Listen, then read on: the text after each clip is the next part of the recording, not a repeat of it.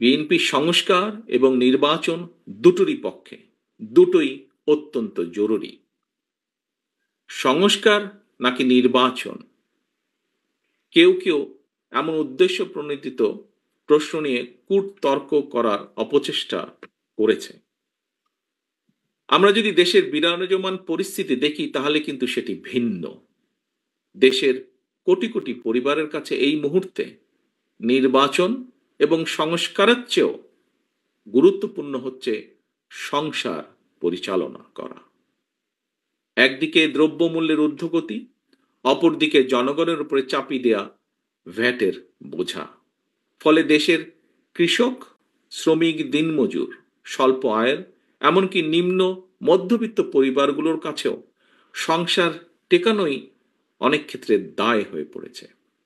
অনেক পরিবারে চলছে নীরব হাহাকার।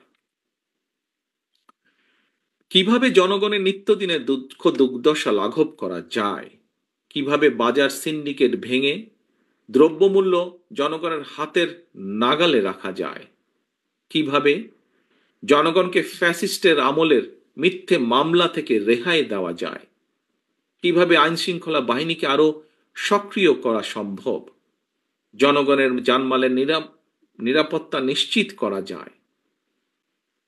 প্রিয় উপস্থিতিবৃন্দ, অন্তর্বর্তীকালীন সরকারের সামনে অগ্রাধিকারের তালিকায় এই বিষয়গুলো থাকা অত্যন্ত জরুরি। জনগণ বিশ্বাস করে অন্তর্বর্তীকালীন সরকারের মতন সর্বজন সমর্থিত একটি নির্দলীয় অরাজনৈতিক সরকারের পক্ষেই বাজার সিন্ডিকেটের কবল থেকে জনগণকে মুক্তি দেওয়া সহজ।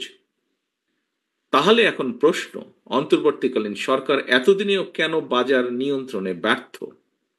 জনগণের উপরে কেন উল্টো ভ্যাটের বোঝা চাপিয়ে দেওয়া হচ্ছে? এখনো কেন বাজার সিন্ডিকেটের দৌরত্ব চলছে? এমন পরিস্থিতিতে কিন্তু জনগণের অনেকের মনেই প্রশ্ন ওঠা স্বাভাবিক, তাহলে কি সরকারের কেউ কেউ অন্য কোনো ইস্যুতে বেশি মনোযোগী, নাকি সরকার পারছে না?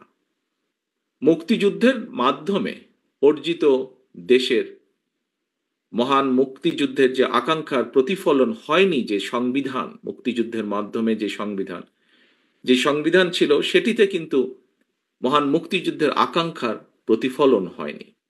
আমরা দেখেছি পলাতক যে স্বৈরাচার, তারা তাদের ইচ্ছে মতন সেটিকে কাটা ছেঁড়া করে রাষ্ট্রীয় সংবিধানকে প্রায় দলীয় সংবিধানের রূপ দিয়েছিল।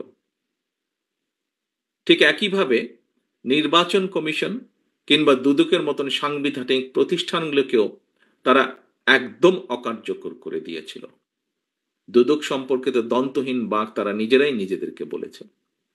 এমন বাস্তবতায় কিন্তু বর্তমান অন্তর্বর্তীকালীন সরকার নির্বাচন কমিশন, দুদক এবং সংবিধান সংস্কার সহ বেশ কিছু গুরুত্বপূর্ণ বিষয় সংস্কার কার্যক্রম হাতে নিয়েছে বর্তমান এই অন্তর্বর্তীকালীন সরকার।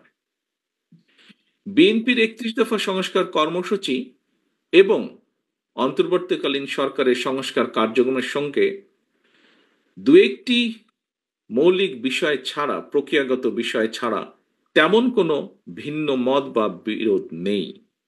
আমি আগেও বলেছি,